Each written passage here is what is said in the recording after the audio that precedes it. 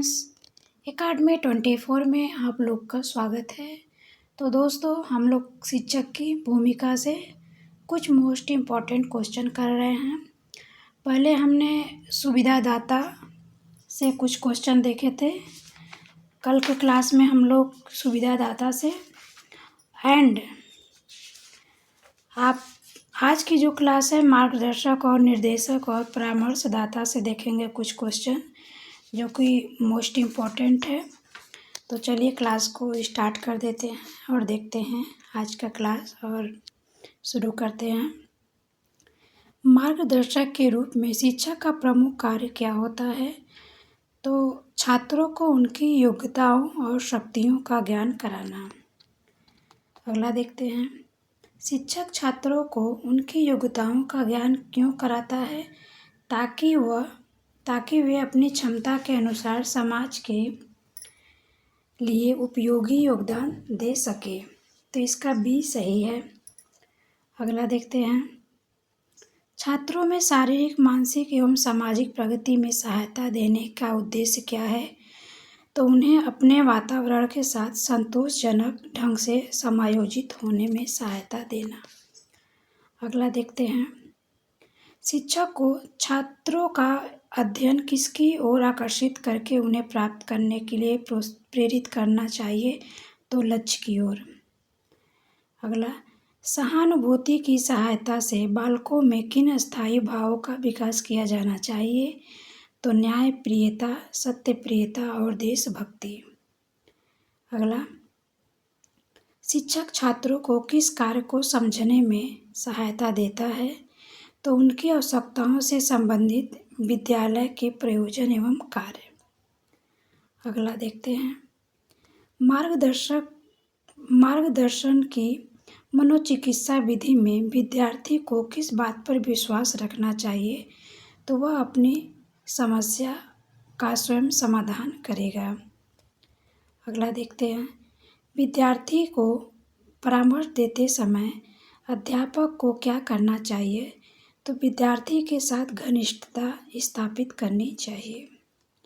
अगला देखते हैं, पर्यवेक्षण की विधि की संख्या कितनी बताई गई? पर्यवेक्षण की विधि की संख्या कितनी बताई गई? तो 3 बताई गई। कितनी बताई गई? 3।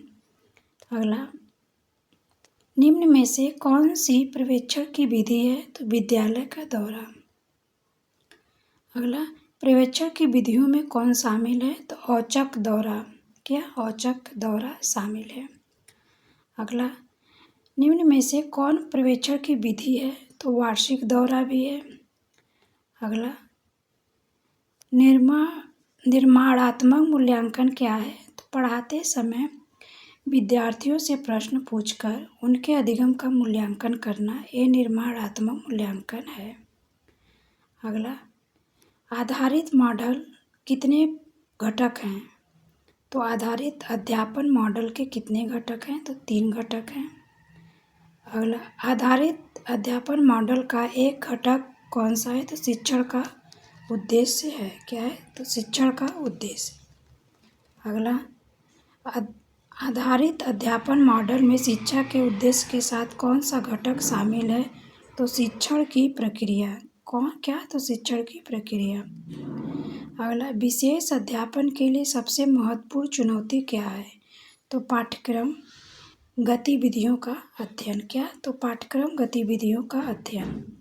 अगला, निर्देशन से क्या समझते हैं? तो व्यक्ति की समस्याओं के समाधान हेतु विशेष सहायता प्रदान करने की प्रक्रिया।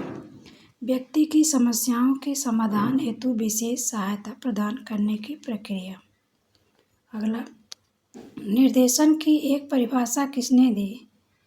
निर्देशन की एक परिभाषा किसने दी? तो आइवर जेम्स जोन्स ने दी। आइवर जे जोन्स ने दिया। अगला, आइवर जेम्स जोन्स के अनुसार निर्देशन क्या है? तो व्यक्तियों को बुद्धिमत्ता पूर्वक चुनाव का समायोजन करने में दी जाने वाली सहायता है। अगला, निर्देशन के प्रमुख प्रकार कितने बताए गए? तो 5 बताए गए। अगला, निम्न में से कौन सा निर्देशन का प्रकार है? तो व्यक्तिगत निर्देशन। अगला, निम्न में से कौन सा निर्देशन का प्रकार नहीं है? तो राजनीतिक नहीं है। इसमें शैक्षिक, स्वास्थ्य, सामाजिक तीनों हैं। अगला, निर्देशन के प्रकारों में कौन शामिल है? तो व्यावसायिक निर्देशक शामिल है। अगला, निर्देशन एवं परामर्श की आवश्यकता कितने दृष्टिकोणों से समझी जा सकती है? तो 4 दृष्टिकोणों से समझी जा सकती है। अगला, निम्न में से कौन सा निर्देशन की आवश्यकता का दृष्टिकोण है? तो व्यक्ति का दृष्टिकोण। अगला, निर्देशन की आवश्यकता किसके दृष्टिकोण से देखी जाती है? तो शिक्षा, समाज, मनोविज्ञान, उपयुक्त तीनों। अगला, व्यक्तिगत निर्देशन किससे संबंधित होता है? तो व्यक्तिगत कठिनाइयों से। शैक्षिक निर्देशन का मुख्य उद्देश्य क्या है? तो विद्यालय, पाठ्यक्रम और पाठ्य विषय में समायोजन में सहायता करना। अगला, स्वास्थ्य निर्देशन में मुख्य रूप से किस पर ध्यान दिया जाता है? तो स्वस्थ जीवन का महत्व और अस्वस्थ आदतों से बचाव। अगला देखते हैं, प्राथमिक स्तर पर बच्चे का व्यक्तित्व कैसा होता है? तो परिवर्तनशील, गीली मिट्टी की तरह होता है। अगला, परामर्श शिक्षा में किसके लिए आवश्यक है? तो आवश्यक प्रयोग, अपव्यय एवं अवरोध को रोकने तथा प्रभावी अधिगम के लिए। अगला देखते हैं, शिक्षक को छात्रों से संबंधित सूचनाएं एकत्रित करने में क्या करना चाहिए? तो सहायता करनी चाहिए। अगला, कुसुमायोजित छात्रों के साथ शिक्षकों को क्या करना चाहिए? तो उनका पता लगाकर परामर्शदाता के पास भेजना चाहिए। अगला, मंद गति से अधिगम करने वाले छात्रों को शिक्षक को क्या देना चाहिए?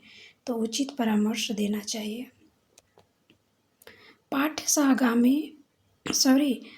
सामग्री एवं क्रियाओं के चयन में शिक्षक की भूमिका क्या है?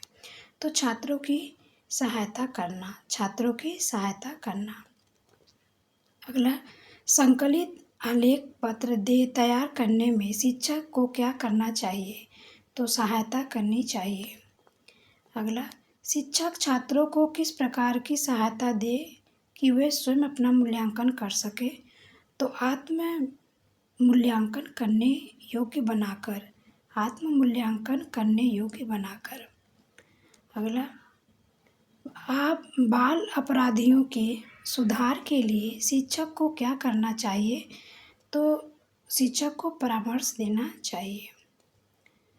परामर्श शब्द मुख्य कितने व्यक्तियों से संबंधित है? तो 2 व्यक्तियों से संबंधित है।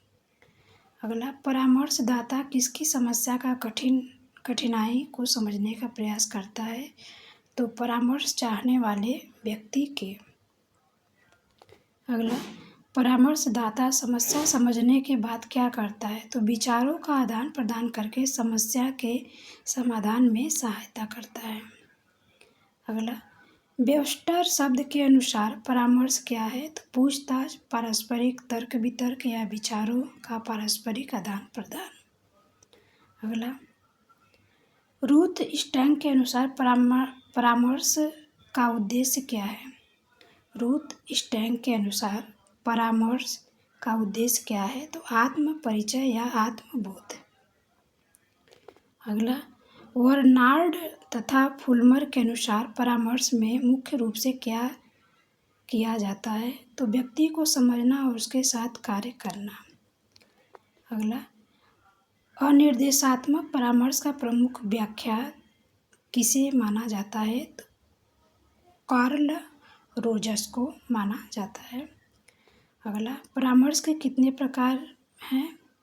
तो परामर्श के 10 प्रकार हैं। तो इसके प्रकार है, पहला नैदानिक परामर्श, छात्र परामर्श, सामाजिक परामर्श, वैवाहिक परामर्श, व्यक्तिगत परामर्श, मनोवैज्ञानिक परामर्श, धार्मिक परामर्श, शैक्षिक परामर्श, व्यावसायिक परामर्श और सामूहिक परामर्श। तो इसके 10 हैं इसके प्रकार परामर्श के। अगला, निम्न में से कौन सा परामर्श का प्रकार है? तो नैदानिक परामर्श, अभी हम आपको बताए हैं। अगला देखते हैं, निम्न में से कौन सा परामर्श का प्रकार नहीं है? तो राजनीतिक परामर्श नहीं है, छात्र परामर्श, सामाजिक परामर्श, मनोवैज्ञानिक परामर्श है। अगला, बच्चों की समस्याओं के समाधान के लिए वैज्ञानिक रूप से दी गई राय सुझाव को क्या कहा जाता है? तो परामर्श कहा जाता है। अगला, निम्न में से कौन सा परामर्श का प्रकार है? तो धार्मिक परामर्श का प्रकार है। अगला, परामर्श का प्रमुख उद्देश्य क्या माना गया? तो आत्म परिचय या आत्मबोध माना गया। तो दोस्तों, आज की क्लास यहीं समाप्त करते हैं। तो दोस्तों, आज की अपनी क्लास यहीं समाप्त करते हैं। दोस्तों, शिक्षक की भूमिका से जितने क्वेश्चन बन सकते हैं जो आपके लिए मोस्ट इम्पॉर्टेंट है, वो सारे इस 2 क्लास में हमने ऐड किया था। तो आज के लिए इतने ही, यहीं पर अपनी समाप्त करते हैं क्लास। नमस्कार दोस्तों।